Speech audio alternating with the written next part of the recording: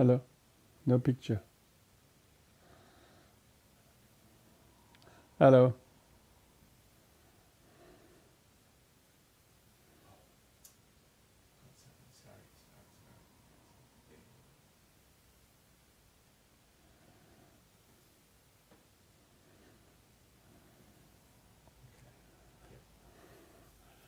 Hello.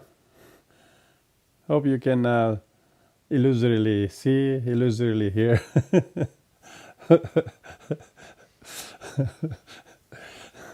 Thank you. Uh, Thank you very much, everybody, joining the 11 a.m. Sunday meditation on today, the 20th of February. So we're going to do the regular meditation in 3 lots of 10 minutes. But before that, we will do our prayers to tune our mind and intention and attention so that we can remain really still, like the soundless sound, and like the non-appearance of all forms of sound, that mind remain completely still and clear in the meditation. So in order to do the calm body meditation, we actually need a very good attention, and most importantly intention, with our devotion and triple gem and a refuge, which is very, very important, and then commitment to practice the 4 immeasurables in our everyday life. So let's do that first. Everybody's familiar with that, but if you need me to screen share, we'll put the prayers. Thank you. Join your hands at the heart.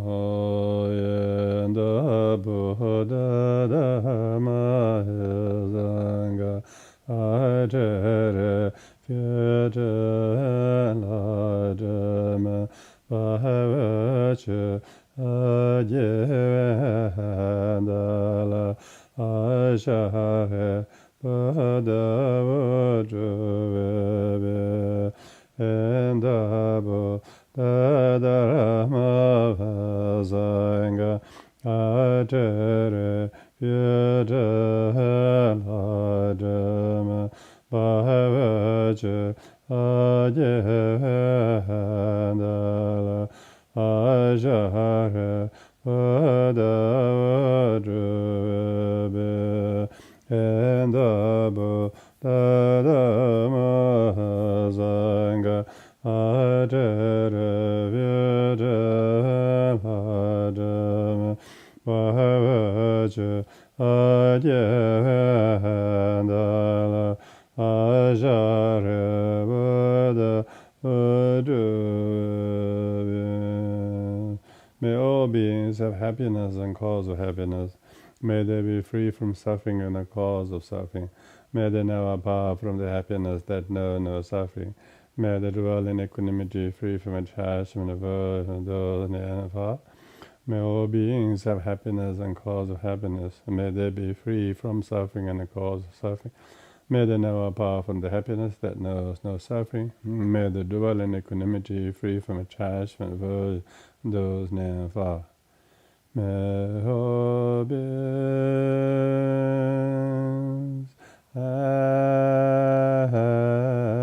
happiness, and the cause of happiness.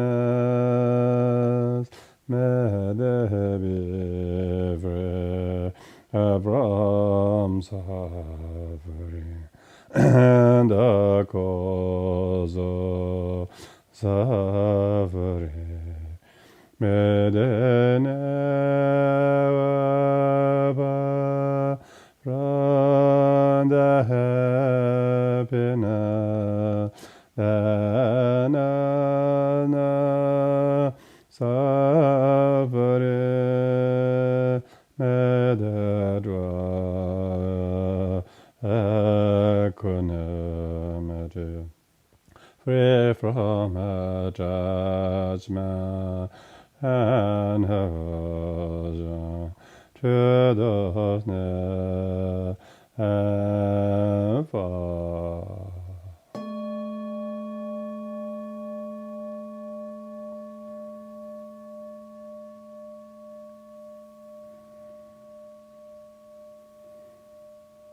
So bring your attention during this first lot of the 3 sections of meditation on your posture that need to remain very still and correct posture. So you consciously position the body and scan it knowingly, checking, leaving no time and space uncovered by the mindfulness to keep the whole appearance of the posture still, the motivation to do the meditation very sincere, the quality of your attention very serene. The technique should be very simple. Simply sit in a calm, peaceful meditation posture.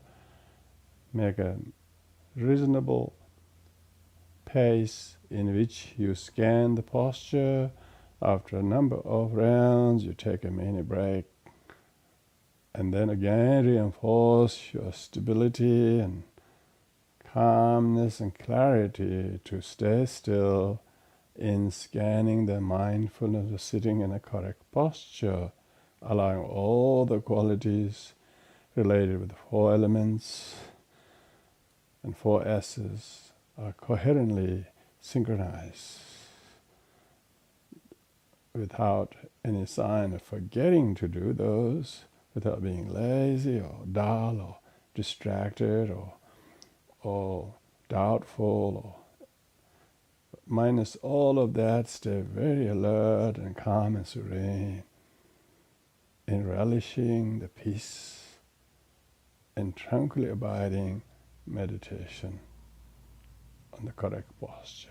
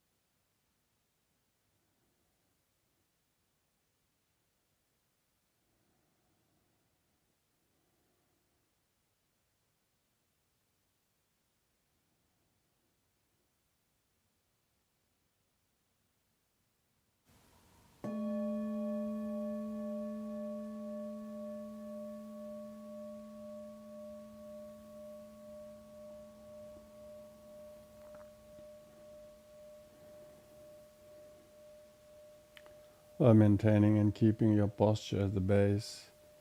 Now we will specifically focus our attention to the incoming breath, something you do consciously, you know, you see what you're doing and you feel the benefit.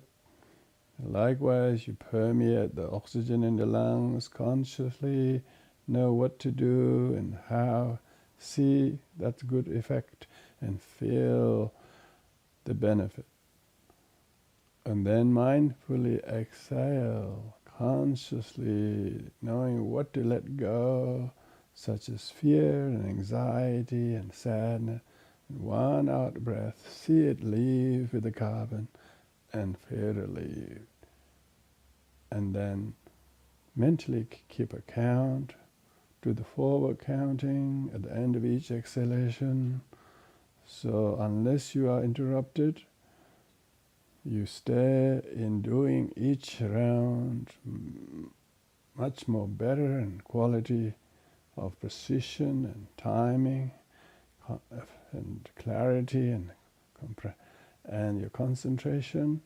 Do the second and next one, third, fourth, while keeping the posture, using inhalation to boost your posture and exhalation to let go any tensions.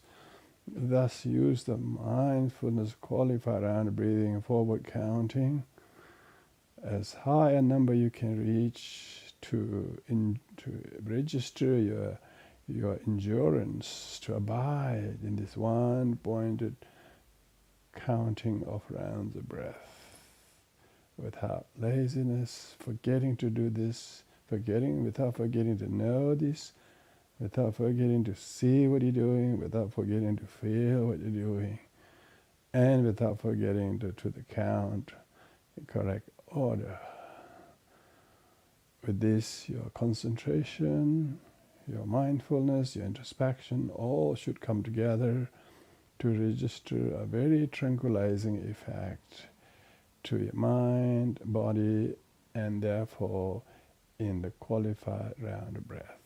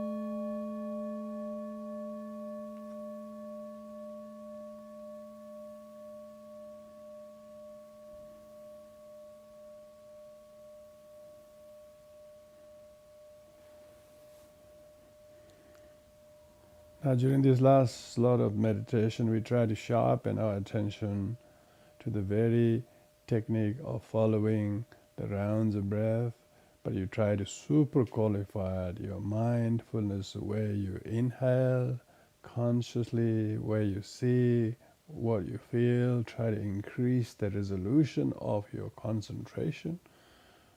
That super qualifies your effort. Likewise, as you permeate, you can see how much more conscious doing, the knowing, and seeing, and feeling, and mindfulness, and introspection that you allow to accompany the permeation, and then followed by the exhalation, that too, with really sharp, high resolution of your conscious breathing out, knowing what to let go, seeing the carbon, feeling completely freed. And then to increase your endurance of doing that, try to count reverse, say from 50 or 60 or whatever number you have reached in the previous technique. You reverse the counting at the end of each exhalation, and then do the next, without losing any of this, because you are not you're able to keep your laziness, forgetfulness, dullness, and distraction, over application, all of that at bay, and thus being able to do each round tranquilizingly still and clear and sharp and serene, and therefore letting your mind to be remain very, very insightful that all feelings are not self, not real, they are impermanent, they're illusion, so one should not cling to them. So with this in mind, we do the reverse counting of super qualified round of breathing. The more you do the rounds of breath, that much your posture improves, without any sign of dullness in the gates of the sense doors, and sharpening of the sixth sense mental consciousness.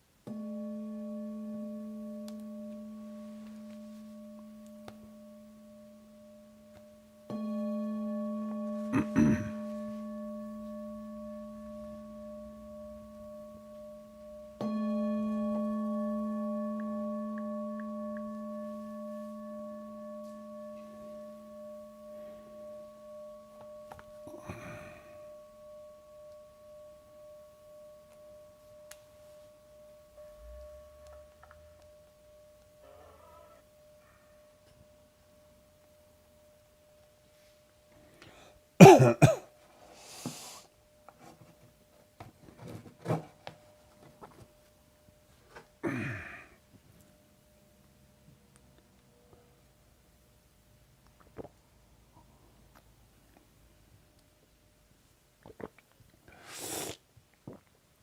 everyone, thank you for being there doing this very important meditation, which is the basis of a really good realization. It really hinges on how disciplined and committed and accustomed you are in learning to sit and face your own mind and the body and the feelings and emotions, what would have you.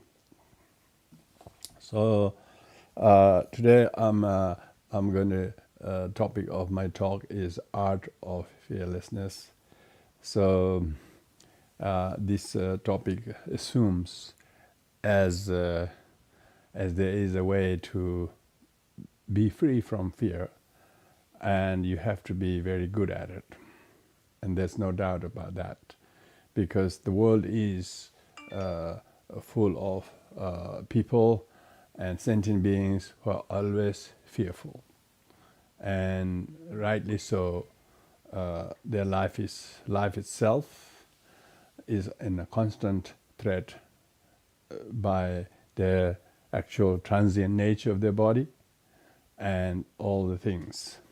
But there is we spend so much time in our younger years going to school and the colleges, universities, and so on. And even on top of that, we try to study other things. All of this is so that we can actually live more peacefully without this insecurity and fear, because the world is full of fearful situations, and you have to have a particular mind that can live, that can understand and overcome those fears, and the knowledge supposed to overcome those fears. And we actually have advanced so much in terms of how to have a better housing in fear of rain and leaking and storm and so on. Now most people spend their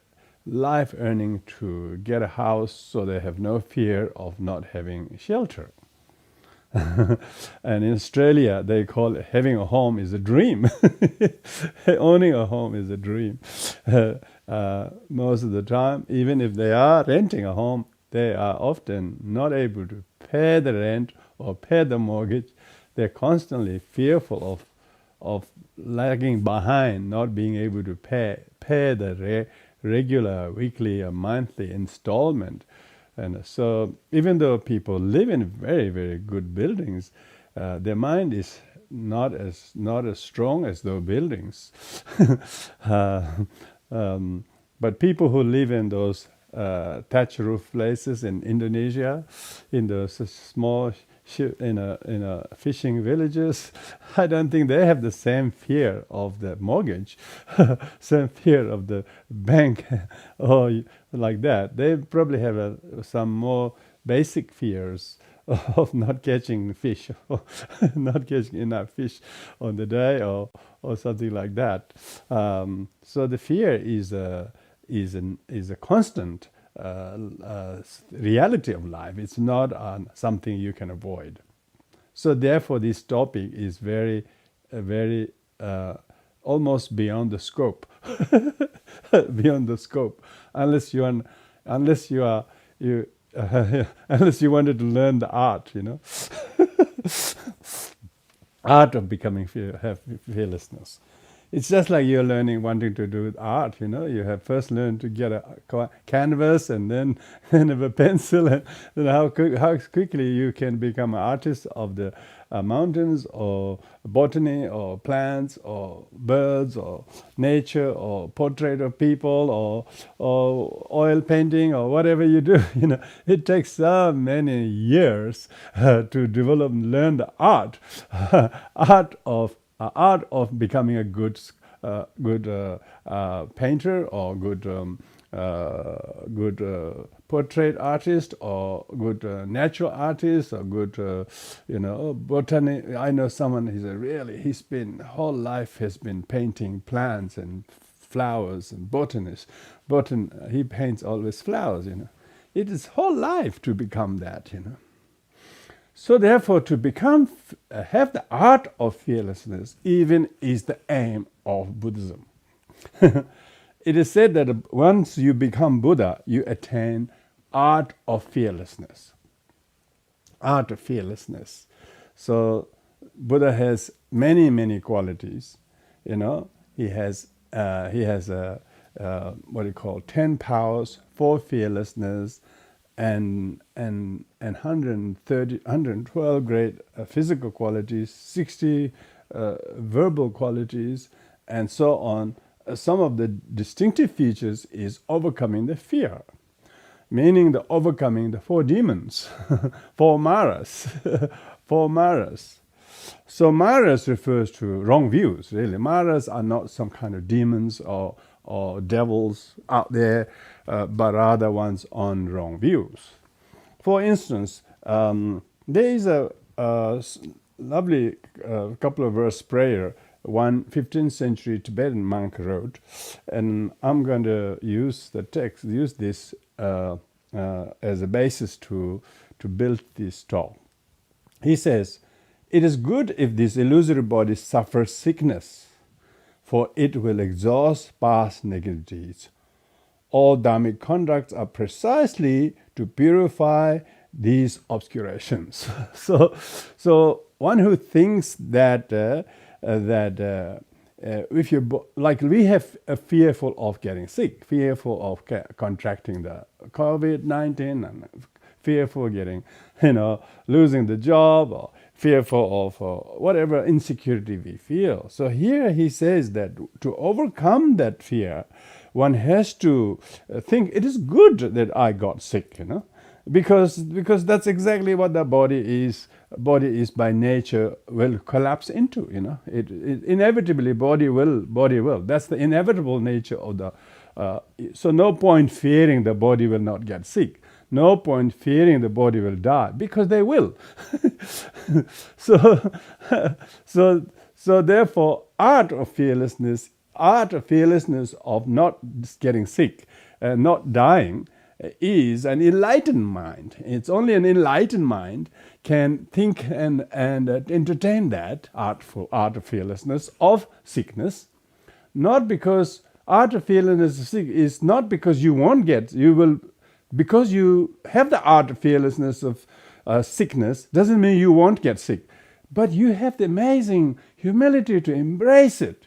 He says, it is good. He says, it's good to get sick. It's good to get sick. Why? Because it proves what the body is made up of, and it will exhaust all the past karmas that we have committed, as a result of which people getting sick, and it will purify the very negative karmas we ourselves are very conscious of, and so therefore it becomes very logical, and it become convincing way to welcome and embrace the sicknesses.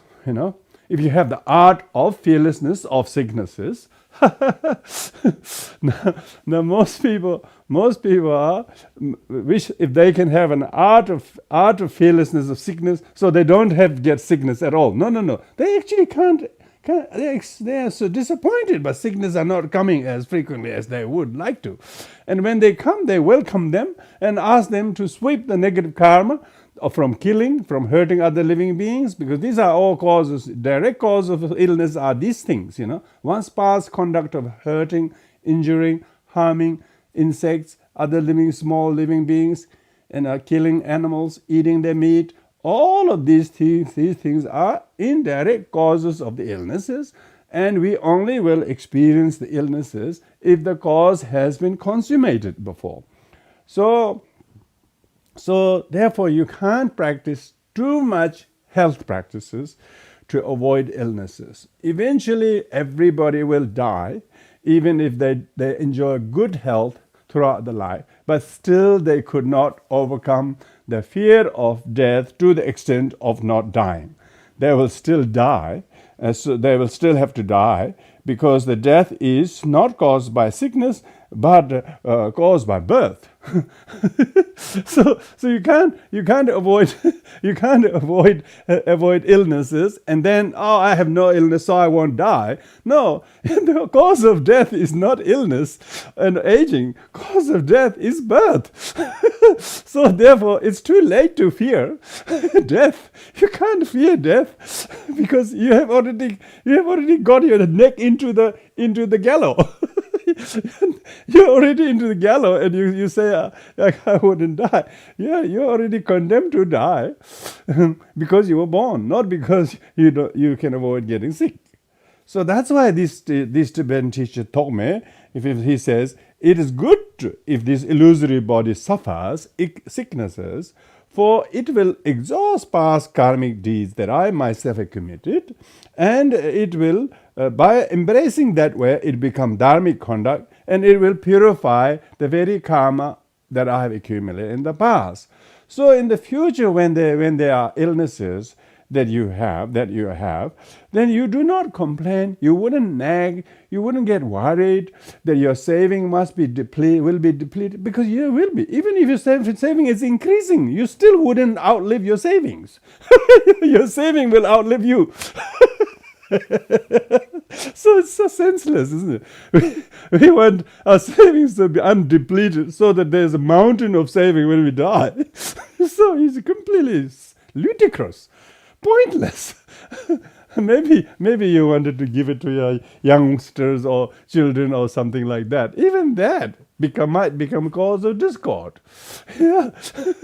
Yeah. Some parents die poor and the kids, no problem, no problem. But those parents who die rich, kids have got a lot to fight on, and they become a cause of discord. So what's the point of fear of not having enough? Fear of not having enough. Fear of, for instance, next verse of the Torah, he says, it is good if the body and mind are healthy. If your body is healthy and without any sickness, it is good, as your virtue may increase when in good health. You can practice. You can't complain and say, I'm sick, so I can't practice. So you can't. So maybe when you're healthy, you should not worry about, I might get sick. So you're already sick. You don't need to get sick.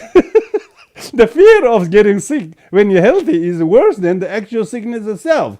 So he says, if you're really good at art of fearlessness, it is good if the body and mind are healthy, because one may be able to increase virtue while you're healthy.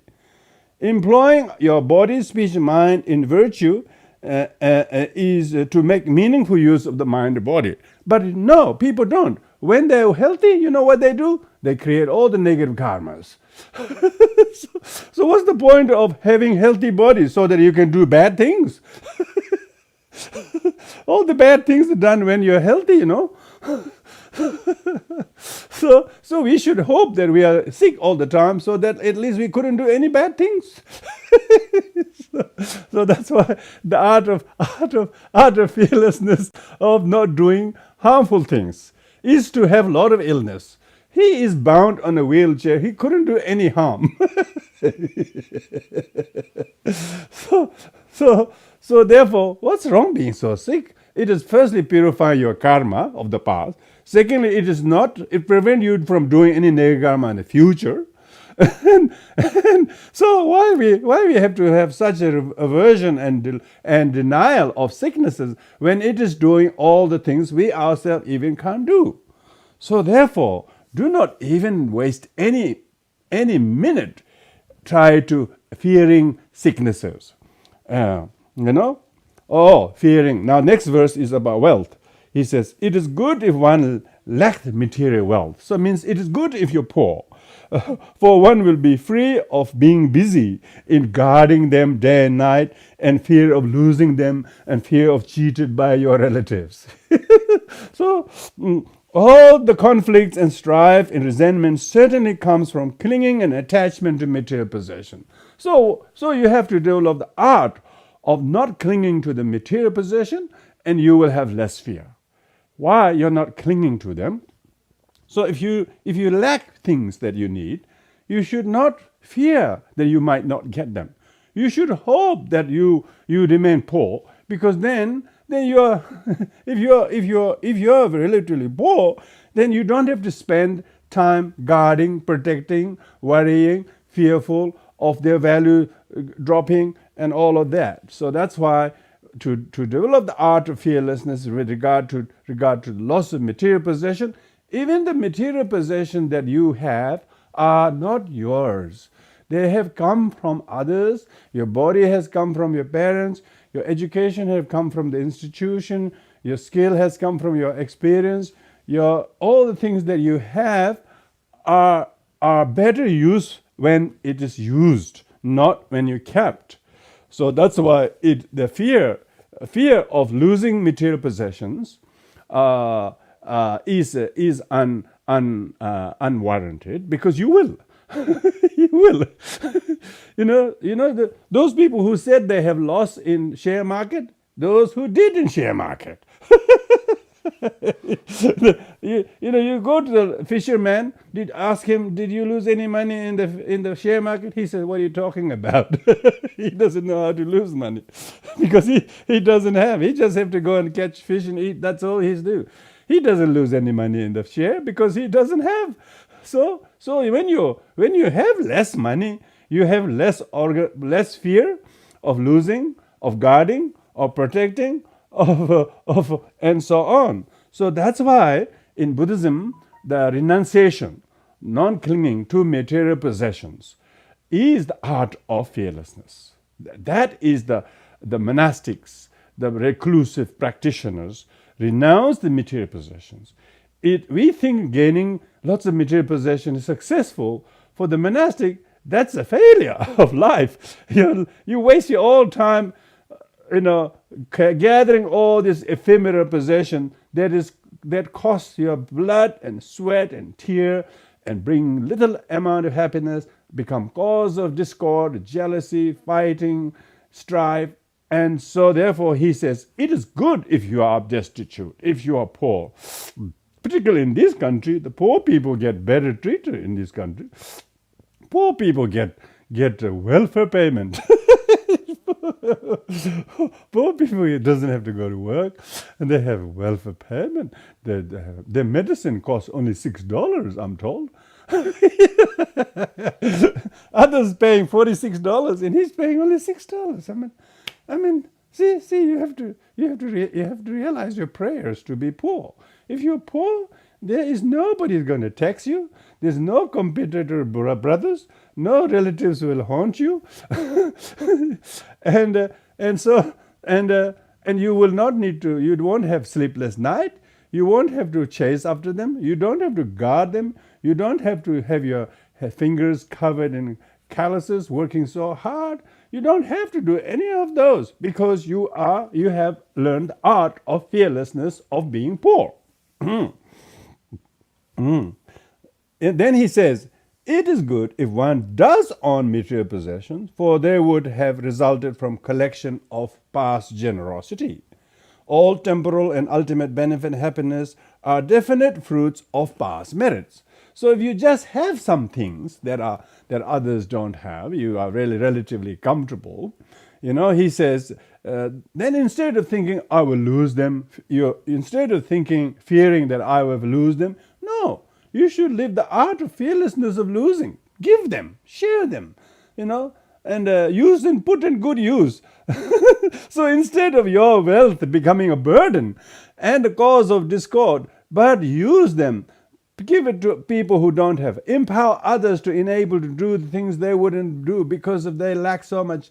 And then you have totally overcome the fear of the possessions become a burden. The possession has become cause of you empowering to do meritorious deeds for yourself and others. Same goes with the relationship. This is not in his writing. But say if people have fear of losing their mother or father, or to their aging, to their death, or your husband or wife, and because not only they die, but some of them really leave you. They were really they looked very bad to you, but they didn't realize they were bad to you. They were just doing that all along in their life, and then we thought we lost something. No, you should be free that you are free. You should be happy that you don't have a burden of a bad husband, or a nagging mother, or And so if you don't have someone that others people have, you wish you had those. You shouldn't crave for those things.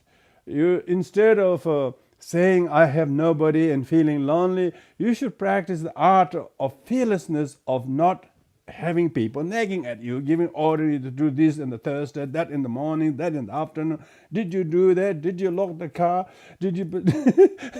Everybody telling you, nagging you all the time. So you should have the art of freedom, of not having anyone to do that. That's why the practitioner always sought reclusive behavior, to live in the forest, in the caves, without any kind of a worldly commitment to please somebody. Only people are so hard to please. If you don't do something, they want you to do. If you did something, you think you are too much. So you can never please them. So therefore, you should not have the fear of not having anyone in you, but you should gain the art of fearlessness of being alone. Even one self is a bit too much for you. You don't need another head in your life. Even one head is difficult to listen to.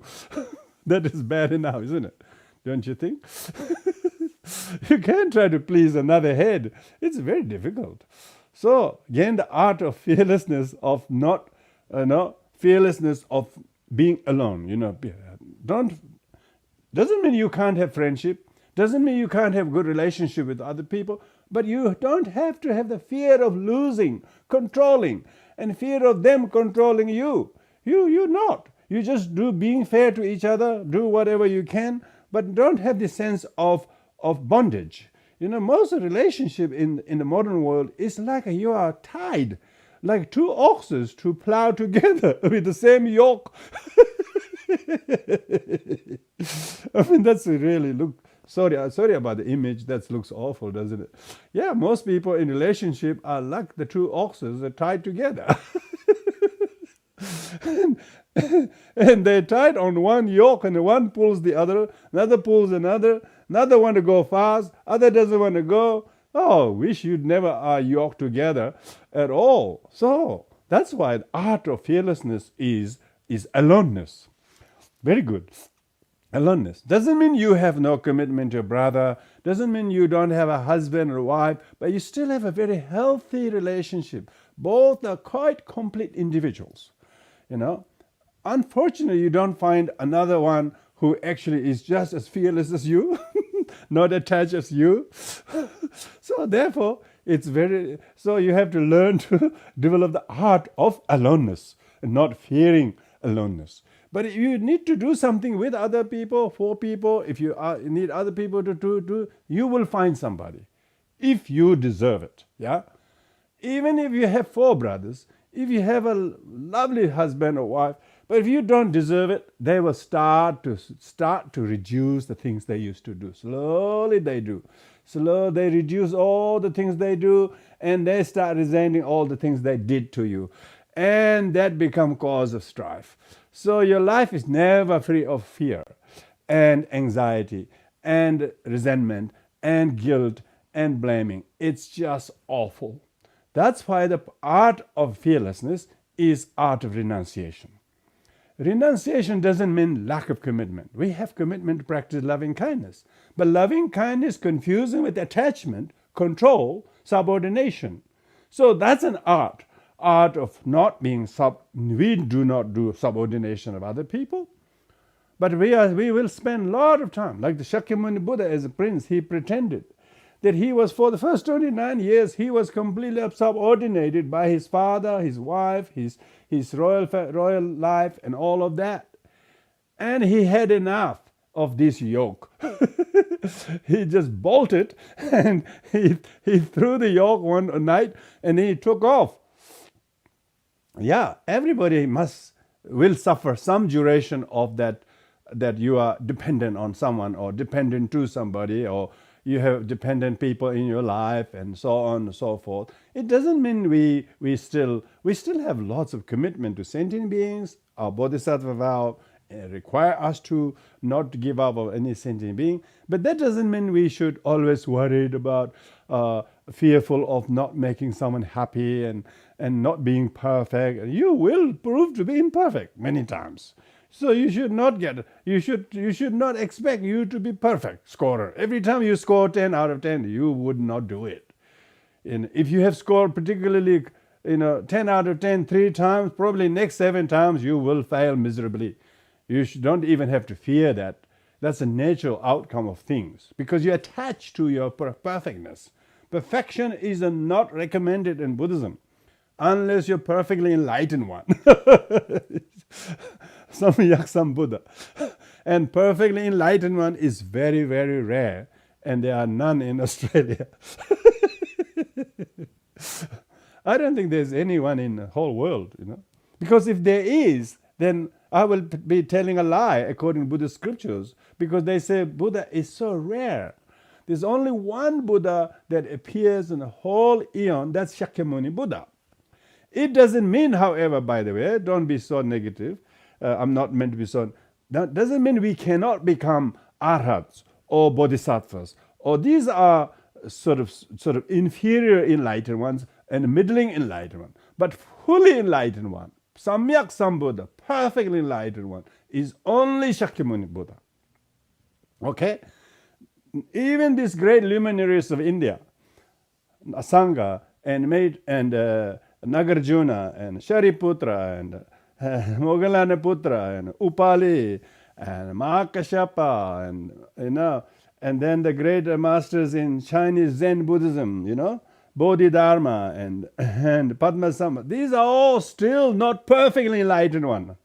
They are maybe eighth Bhumi Bodhisattva, 6 Bhumi Bodhisattvas and so on. They still are not perfectly enlightened one. So therefore, try to be perfect and try to please everything, not making any error. When someone makes an error, you can't accept that. That shows that you have not mastered the art of fearlessness, but you will constantly suffer because you are idealizing yourself or others to be perfect. Because whole samsara in Tibetan we call Jigtenpa means fear-supported existence. The very, very, very everything we do is because we're afraid this may happen, that may happen, this may happen. You take this so that you take your towel, you take your torch, you take your toiletries, and you take your key, take your purse, take your driving license in Australia. And most people, there are lots of fears they will forget, So they have to do all the time, constantly afraid. We are constantly fear kind of instigated existence. Fear instigated existence. So art of fearlessness is that because sickness is prevalent, you don't deny it. Death is prevalent, you don't deny it. Loss is prevalent, you don't deny it. So you don't have to fear losing someone because you will. So you should starting to let go even now before you have lost them. Then next time when you actually lost them, you wouldn't suffer the loss. So fear is cause of the 8 worldly dharmas. One who has the art of fearlessness is one who has transcended the 8 worldly dharmas, and therefore you are able to overcome your attachment. And then further on, our author here says, without interruption and adversities, accompanied by positive propensity, it is good if one were to die soon. He says, it would be good if you die soon. It will enable to enter the unmistaken path. Because when you think of dying, when the death comes, you will have to leave everything behind. You can't argue with your brother anymore. You can't score another point anymore. He also actually feels very happy now. Now at least he's dead. He can't now argue with you because his misery is stopped, dies with you, death. And so your death has stopped many miseries, except one or two who are attached to you for whatever reasons. So your death is actually a cause of happiness to lots of people. Your position become vacant, and therefore someone can apply that job. They've been eyeing for it for years and years, so at least they can get that. So you're actually giving a lot of your happiness. Your things wouldn't be yours, and so therefore, if death were to come soon, it will enter you into the unmistaken path. Others will also learn to let go of you. Their anger to you will be forgiven. Their attachment to you, they cannot practice. Their competitiveness towards you, so your death has become actually cause of peace. Why? No wonder why they're called rest in peace. Yes. When somebody dies, then some people have forgiven. They underwritten the debt because the person died. The bank has been haunting you for years and making you pay minimum this much every week so that you pay. But when you're dead, the bank just pulled the tongue out, so they can't do nothing. When somebody dead, so when you die, all the problem stops. So why should people be so afraid of death? We should overcome the fearlessness of death. We should overcome the fear of death. That's our fearlessness. Really. That's why he says it will be good if one were to die soon. A lot of people actually wish to die soon. That's why they commit suicide, because living is such a pain in the neck and in the ass too. Pain everywhere. Living is pain everywhere. From the head to the toes, it's full of pain.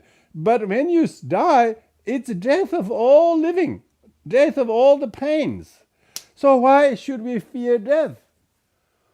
That's why instead of fearing and denying and rejecting death, we should embrace death. We should revisit what's like to be dying and how to consider die, how to make legitimate plan to die. What will happen to this? What will I do this if I die? You start making this, then you will start to practice non-attachment. You can say, oh, you can have that. Okay, give that to him because I won't be here next 2 years' time. Oh, take that away, take that. And they feel really good because then you are practicing generosity. Because previously you was always clinging on to them as you will live long to keep them and so on and so forth. Now we started to practice real unmistaken path of generosity, path of non-attachment, path of letting go, path of forgiveness, because the death will enable you to start practicing letting go. So instead of subjected to fear of death, you have to practice art of fearlessness, of dying. If you practice master the art of fearlessness of dying and the death, then you will have to accept illness. You will have to accept aging. You will have to accept losing. You will have to accept suffering. All of the above 8 worldly dharmas are automatically, and I would say, automatically sort of unlisted. They are no longer features in the issue because you have overcome the fear of death. So that's why the more frequently you do the death meditation, during the visualization meditation, as well as hearing somebody's death, like we hear about the death of all these masters, some in the 90s or 80s, others in the 30s. Can you believe that? His Holiness Dunjom Rinpoche's reincarnation, he's barely 32. He passed away.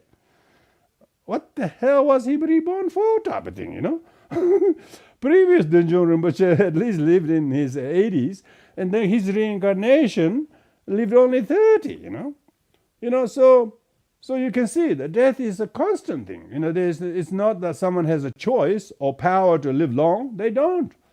They're teaching us something. So, next verse 1, in order to see the ripening of the crops of experience of your life, without losing the warmth of the pith instructions, it is good if one lives a long life, as the longevity will boost its maturation. learn to rejoice whatever it may turn into. Yeah. So if you are living long, say for instance, all the people here, most of the people here, and I would like to also believe quite a few on the Facebook. I don't know how old you lot are. But if you have turned 60 or 70 or whatever, we are among the lucky ones who have lived this long. Not many people live this long. So we should rejoice the length of life we have already enjoyed, and not entertain the fear of dying, but start to make plans to die. Why? Because you will. And if you're living long, then let yourself to ripen the crops of experience. Life from your life has gone through many experiences. Now what are the crops of your life's experiences? What's the good of attachment? No good crops. Sadness, hurt, pain, resentment. So let go of that. Attachment to things, people, relationships, status, possessions, positions, all are attachment to them are cause of suffering. So that's your crops of your life's experience. Yeah, and therefore, if you having lived a long life, the teaching is repeatedly proving to be true, validated through your experience. Therefore, learn to rejoice that now you have the fitness to not become attached to. You have no fear of getting attached when you die, because it will, if you do not have the fearlessness of dying, you will become ghost.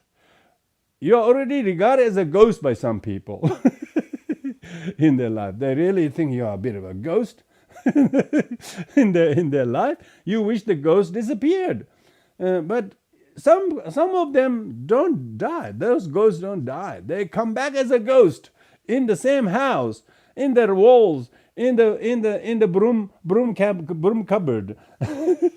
A lot of people are not able to let go. They don't want to accept their shortness, their life, and so that's why it is important to learn the art of fearlessness.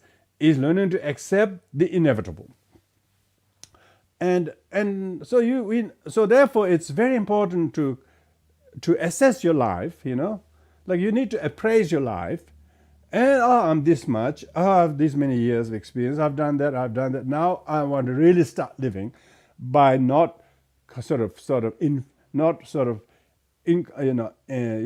complicated by my fear of death or losing or fear of sickness, but I must willing to accept sickness, welcome the illness, and accept my aloneness, and not longing for some people or these. We are looking for trouble. Most of them are cause of more problem. If the both people are relatively enlightened and they're very loving to each other, but not controlling each other, not attached to each other, would be good, isn't it? Whether the relationship is a brother or father or children or your wife or just kind of a normal friendship, Occasionally you do things together, and then there's no attachment, no great attachment from each other. It's very good. Very good. If you have that, then you don't have fear of losing or fear of being abandoned. When you have fear of losing, fear of not being faithful, all of these are garbage, Fear of faithfulness. What a lot of rubbish, faithfulness. And that's why we don't close in Buddhist letter writing, yours faithfully. In the West, always they write yours faithfully. Oh, a lot of rubbish, In Buddhism, we close the letter by saying, yours deluded one. We in Buddhist, if you have turned Buddhist, you should learn to close your letter like that. You don't say yours faithfully. Oh, a lot of arrogance there. You should write yours deluded friend. Very good. You should learn to accept the reality. Don't idealize that you are faithful and others should be faithful. What are faithful to clinging? That's what you're talking about. We should be faithful to impermanence. We should be faithful to no self. We should be faithful to the teaching of unsatisfactoriness. If somebody is not so good, it's because he is deluded, he is unsatisfactory. That's what most products are in samsara. Not just those things that are made in China, by the way. all things made in the world are unsatisfactory. Even German cars are unsatisfactory because their parts are so difficult to get. And when you get it, it's so expensive.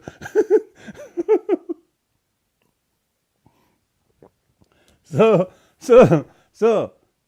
really, this clinging and idolization and grasping things to be perfect and faithful or real or good, this kind of a Judeo-Christian idea of eternalism is devastatingly harmful to the little head. Yeah, it is. I couldn't believe how many of supposed Buddhist practitioners, they say, he betrayed me, he was unfaithful. They're talking about not Buddhist language. You know, it's all impermanent. That's nature of things. They should think like that. He betrayed me, they cheated me, and these are not Buddhist languages. So to learn the art of fearlessness, you have to learn the art of the language of fearlessness. What do you think? So there's quite a few people here, who we know, and there are lots of people here on Facebook. If anybody wanted to ask a question, raise a point, make a comment, please feel free to do that, because that's the opportunity we have. Even if you want to just write a comment either on Facebook or on chat box on Zoom, that's fine. Because remember, when we talk about art of like His Holiness Dalai Lama wrote Art of Happiness. When I first saw that book's title, I was thinking, really? Because Buddhist teaching says there is no happiness, you know. and there is a book by His Holiness Dalai Lama. There's an art to have happiness. So I was thinking, this is not the pleasure he's talking about that we should renounce. This is real enlightenment he's talking about. You know, enlightenment, small enlightenment is happiness. But actual happiness, you know, like art of fearlessness, is not possible for the ordinary. But you have to learn the art. It's like not everybody can if you give them a brush and a canvas, they can paint. They can't paint it. They will eventually, after learning 10, 12, 30 years, then they become a good artist.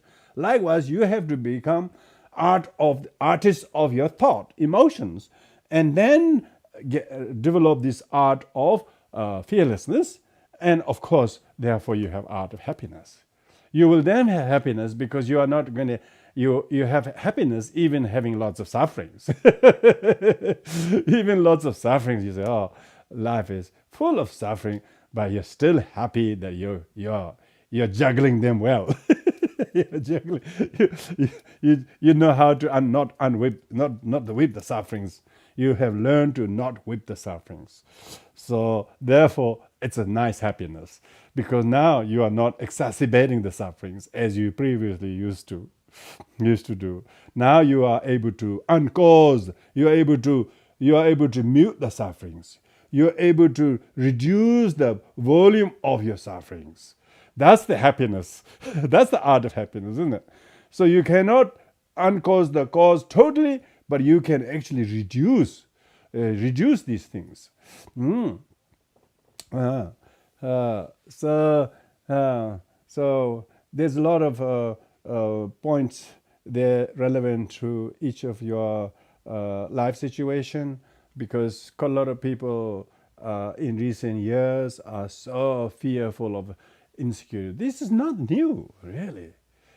Death, sickness, loss, tragedy, destitution, all this has been since time immemorial.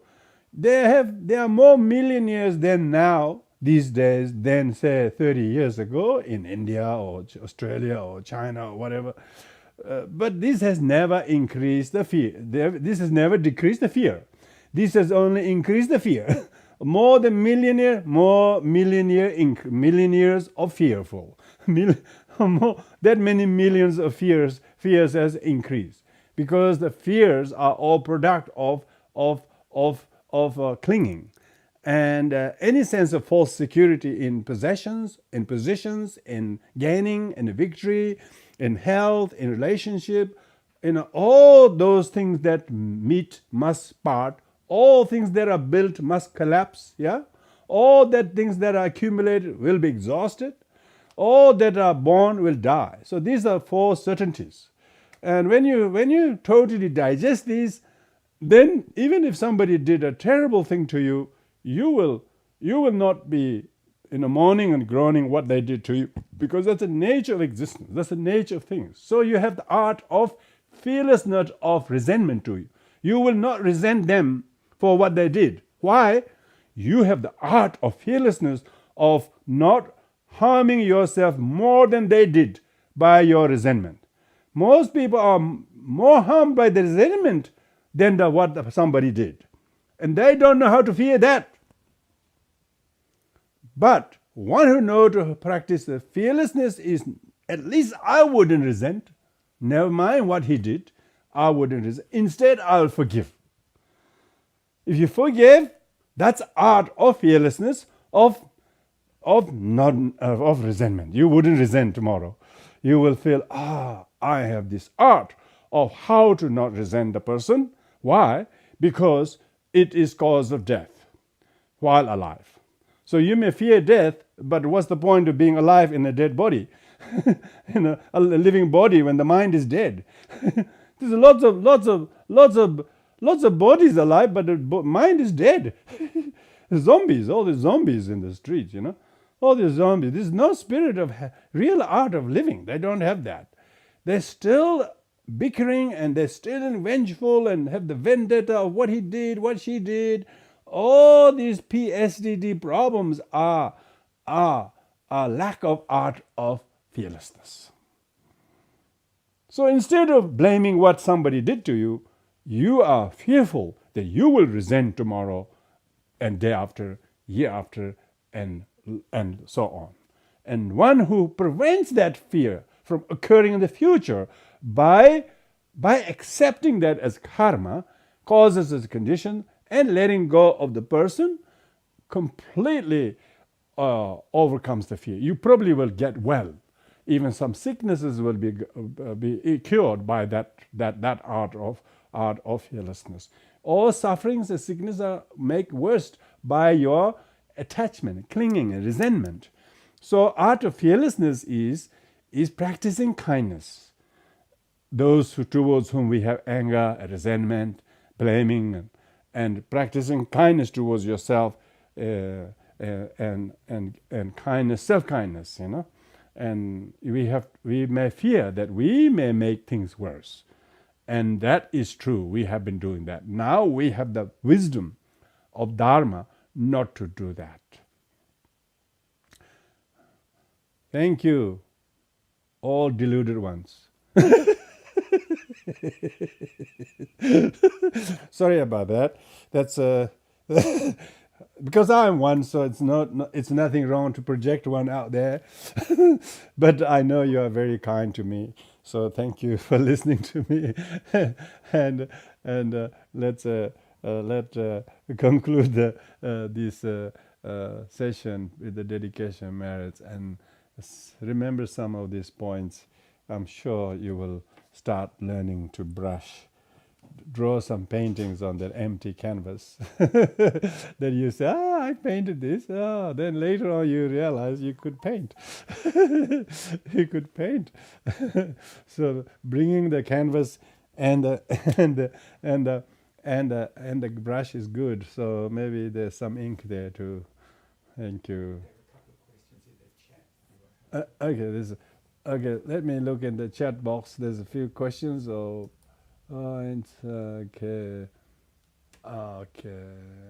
What's that? It's good to use our problem relationship to develop our patience and transform them happy ones. That's right. So we need to have the maturity, maturity to see our difficulties in the relationship, and learn to be patient with ourselves, and then the patient with others, and then overcome the fear and anxiety, thinking it's their doing and not my doing, and thinking it's their responsibility and not my responsibility. You no longer fear that anymore. You know you're interdependently originated, so you're not fearful of thinking it's independently produced by them. So fear the independence, okay. Knowledge, embrace the interdependence. So okay, next one, Philip. What about fearlessness in the face of planetary suffering? Oh, fearlessness, planetary suffering. Oh, of course, planet is a collective. I think Earth is not crying. Earth is not crying. even the glaciers melting. Of course, glacier will melt, because they've been frozen so long. It's good to them. So I don't think the planet is a collective karma of the behavior of the individuals. So everyone is responsible. So there is no planet that is distinct from the inhabitants. When the inhabitants are very thoughtful, respectful, and very careful with their planet and with their surroundings and environment, then the planet also will start looking. You can see when people live in a house or an area, if they look after it, whether it's theirs or not, they look after it, they care for it, and then you can see the house looks happier, the wall looks happier, the corridor looks happier, the room looks happier, and it's an environment is just like the inhabitants. I haven't realized the language we speak and its spelling and how it has conditioned me previously. That's right. It's not just the language we speak, but language in we think. So we should be mindful of in the language we are thinking, the kind of monologue language that we are entertaining ourselves, because we are not often conscious of the language we're using to speak to somebody, and we don't realize it will be heard and received very badly if I speak this way. This looks very aggressive, this looks very arrogant. If we become conscious in the thinking language, then we become more conscious of the feeling language, and then we have the power to not express what is felt, but to transform them into our mind and feeling, and not repress them either. Don't express doesn't mean you have to repress. So when we have this, if you're able to restrain verbally what you're feeling, that means you're fearful of the negative consequences. So that's a positive fear, So that's we are not saying you shouldn't have fear of negative consequences. You should have positive fear of the negative consequences. That is our fearlessness of the actual outcome. People are complaining about the past outcomes of past deeds of others, instead of being thoughtful of the causes they are creating, which will result in the future. So being able to be foreseeing the result of the emotional and verbal habitual causes they are creating, and fearing that is a positive fear. This fear we don't have to overcome. We need to. Every single invention is result of fear. So positive anxiety and positive fear, without that we couldn't be concerned. Most people who care and be concerned for others have not that much anxiety and fear because they have responsibilities. So mothers have a lot more fear, anxiety over the children and everyone who is under her care than others who don't have children. So lots of the fear should not be mistakenly thought as a bad or affliction. In Buddhism, fear is not explicitly one of the 6 root defilements. But when they explain the ignorance, and then they sort of subdivide among the fears, that the viewing the aggregate as self is the biggest fear, And we don't even know how to fear that, isn't it? We don't even know how to fear viewing the aggregates as self. We do that automatically. We don't even think there's anything wrong with that. So we don't know how to fear that, But that is a positive fear. Positive fear. So thinking that I'm grasping to the aggregate, a name and a feeling as self, and then starting to take precaution is a very positive fear, positive cause of finding refuge in the teaching of dependent origination and understanding emptiness. Um,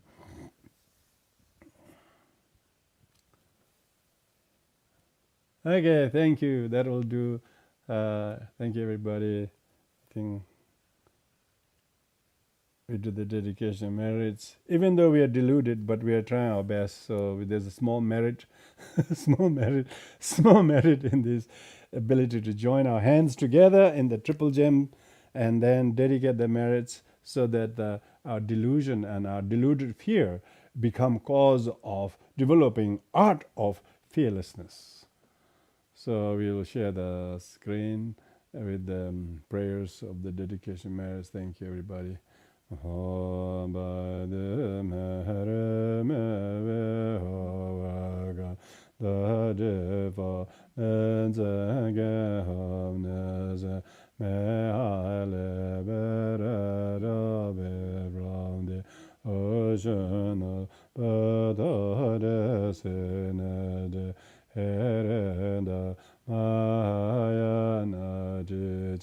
Whatever merit I have, may hope be constant levels to hold the Maya Nadij courage manjuj nyode azama dabara de laiwa follow him oh de zamba I shall go the matter, matter, excellent body, Jeda, Teba, Vedana, Yadaza, Vedha, Spimbo, Medinger, Freely, Vedade, Generation.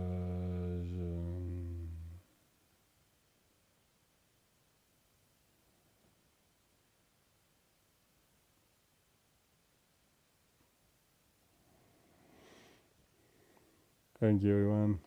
Take care. See you next time. Thank you.